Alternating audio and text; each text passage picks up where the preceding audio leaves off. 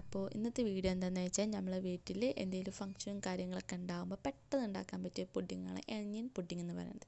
ഇളനീർ നല്ല പോലെ മിക്സിയിട്ട് സ്ക്യൂസ് ആക്കിയെടുത്തതിന് ശേഷം ഒരു പാത്രത്തിലേക്ക് അതൊന്ന് ലോ ഫ്ലെയിമിലിട്ട് ചൂടാക്കി എടുക്കുക, കുക്ക് ചെയ്യുക. അതിനൊക്കെ ആവശ്യമായ പഞ്ചസാരയും പിന്നെ കോൺഫ്ലോറും ഇട്ടിട്ട് ഒന്ന് മിക്സാക്കി എടുക്കുക. മിക്സാക്കി എടുത്തതിന് ശേഷം അത് കുറച്ച് സമയത്തേക്ക് കൂളിംഗ് ആയിട്ട് മാറ്റി വെക്കുക. ഈ മാറ്റി വെക്കുന്ന സമയം നമ്മൾ എന്താക്കുക, കുറച്ച് വാട്ടർ എടുത്തിട്ട് ചൈന ഗ്രാസ് ഉണ്ടല്ലോ അതും ഇട്ടിട്ടൊന്ന് മിക്സാക്കി എടുക്കുന്നു.